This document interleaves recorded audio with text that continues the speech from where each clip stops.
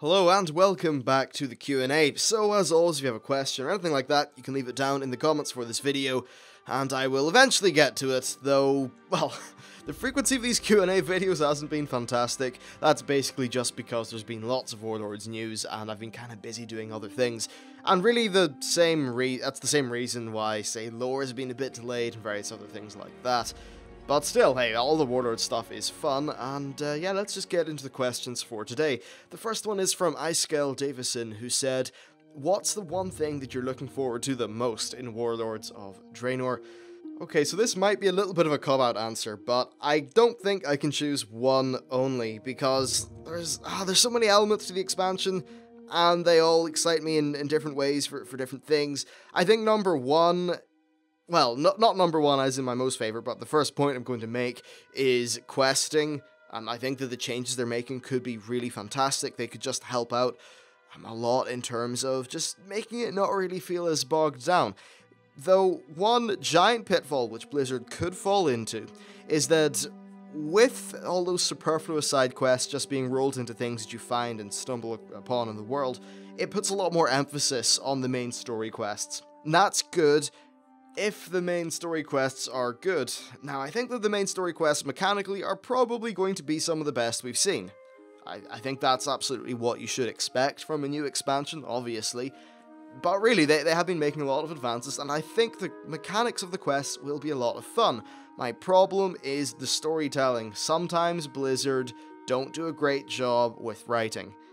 Okay, sometimes they do a really, honestly, just shameful job in the quality of their writing. That's one of my largest criticisms of them in World of Warcraft. So if we have these really important story quests with fun mechanics that just kind of get dampened on by bad voice acting and bad writing, then I'm just going to be a little bit disappointed. Though I guess I'm maybe a little bit more susceptible to that kind of thing.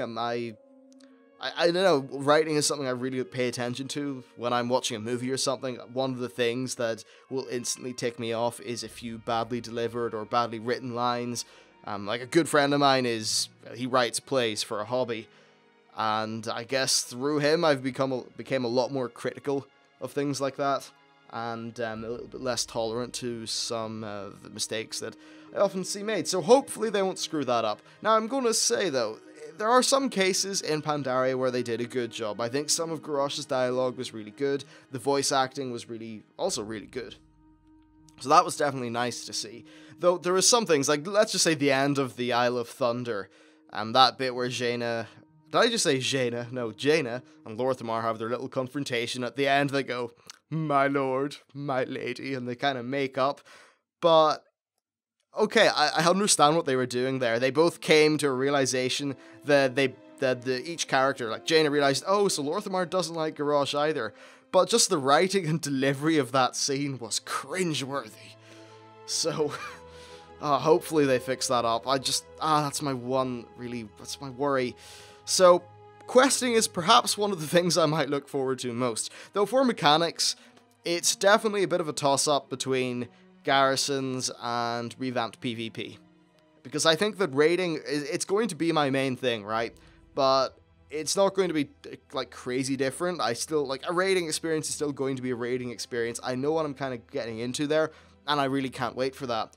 But I'm most looking forward to the things which I don't exactly know a great deal about. I really am looking forward to garrisons. I want to see how they pan out. I think they've got just bucket loads of potential to be one of the best features in the game. So I really, really, really hope garrisons turn out well, because if they do, it's going to help out my game a lot. And the reason I say PvP stuff is because first, Ashran seems really cool, but second, there just seems to be a lot more options there. You can do Ashran, you can do skirmishes, you can do arenas, you can do battlegrounds. The skirmishes, by the way, they're basically random queue arenas that have like some honor rewards and various other things like that. There's more flexibility there. I think it'll be easier to just jump in and enjoy some PvP, and that's going to suit my non-raiding schedule quite a bit. And by non-raiding schedule, I just mean the days when I'm not raiding, maybe I won't have a giant amount of time to play the game. Well, in that case, I can just hop onto my warrior, do a bit of PvP quickly in 20 minutes, and I think that could just really facilitate that form of gameplay quite a bit, and also just get a lot of people back into PvP, which should be great. I guess overall, I'm going to say garrisons with revamped PvP being a close second. I'd say revamped PvP being a close second, but then it's just some of like the new raid balancing, class changes, and that kind of thing being a third. Actually, I never really mentioned the class changes. Yeah, if the class changes, I'm totally retconning the last 5 minutes, but I think that was worthy discussion anyway. But if the class changes work out well, then I think that could be my most looked forward to thing. But as you can see, it's just too early for me to choose one thing because I play basically every element of the game. So, I mean, I'm looking forward to all of it. It's all sounding pretty great. Alright, so with that, let's move on to another question from Magtheridon Apocalypse, who said, if they were to remake tiers 4, 5, and 6 for Warlords of Draenor tier sets, would you be fine with this? Since challenge mode and PvP sets became unique, in current days, new items would already be made next to them. A fair point, actually, and something I noticed a lot more when I was just looking back at old pieces. Yeah, PvP sets are a lot different from their PvE equivalent these days than they were back in Wrath or something like, or not Wrath, the one before that, the Burning Crusade. Yeah, so, do I think they should remake tier 4, 5, and 6? Well, no, is the short answer, but the long answer is yes. Okay, so I say no because I don't want them to just take those designs, give them a bit of a polish, and be done. But yes, in that, when it makes sense, and they feel it could make a really badass bit of armor, then absolutely do it. That's what they've done with the Paladin, and it completely worked. And then for the Warrior, they took more of a Warlords of Draenor themed one, and it worked really well. And they're the only 2 tier 17 sets we've seen, and just looking at the reaction on my videos for both of them, people absolutely love them. I absolutely love them. So it's all about just taking inspiration from the good parts of Burning Crusade, but not being afraid to just make their own things. Now, I think that in armor design, one of the biggest pitfalls that they, well, fell into in Mists of Pandaria was making every single set just have to fit in with the raid. I don't think that was the right way to do it. I really don't. Because sometimes they shoehorned designs into classes where it didn't make sense. And then there was just some outright strangeness happening. I mean, look at that tier 16 hunter. What is it? What is it? Why am I wearing some bizarre techno dome in my head? I'm a hunter. Damn it, Blizzard. Yeah, so they need to stop just taking a raid and then making the gear look exactly like it. Even if I look at, say, the Firelands hunter gear, that still doesn't look particularly huntery. Why would we have an eye patch on? You know, depth of field, lol. Or depth perception even. But various things like that have just been modern problems they've fallen into. So I think what they really need to do is in the cases that the theme of the current tier really fits in well with the class, then absolutely go ahead and do that. And I think you can see with maybe that Kor'kron Dark Shaman Transmog gear, it looks pretty cool in Shamans. Maybe that could have been the tier, not sure. But where the raid really fits with the class, absolutely do it.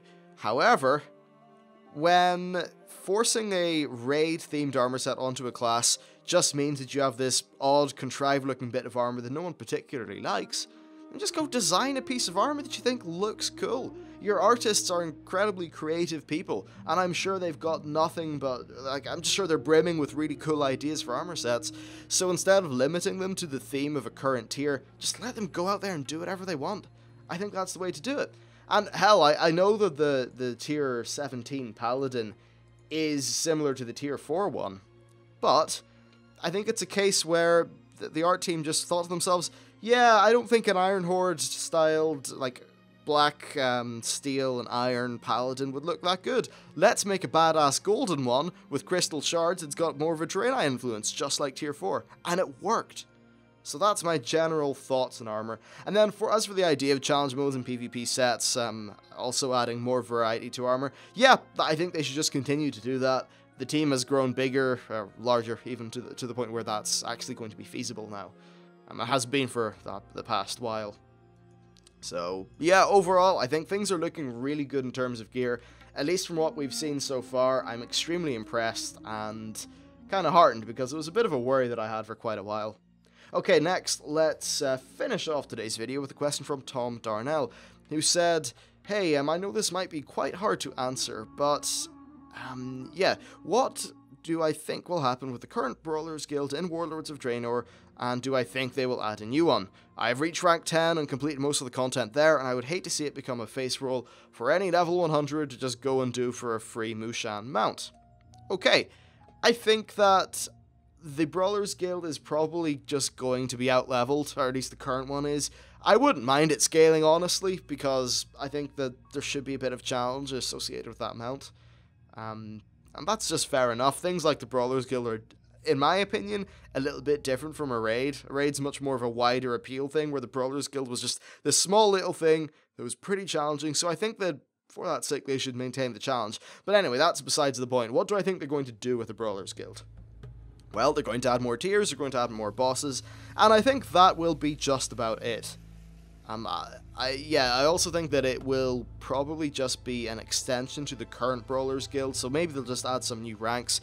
And the reason I think that's because I just can't see them just putting a new one into Draenor when it makes sense. Like, we already have two really badass Brawlers Guilds, let's just use them.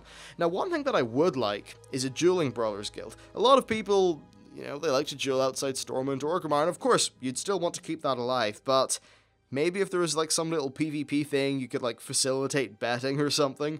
I don't know how they'd manage to protect players from scams or something like that, because I know that would be a concern, but maybe the maximum bet is 100 gold, and you allow people to have duels. I mean, that's fair enough, right? You know, you just have to make it so that that gold cap is, like, it's not so high that it would allow people to, like, I don't know, sell gold via doing duels or something. So, yeah, I think that would be a really cool way of doing things.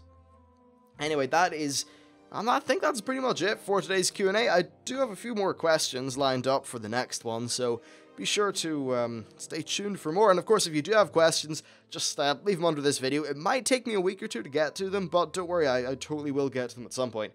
Anyway, that's it for the video. Thank you for watching, and I'll see you next time.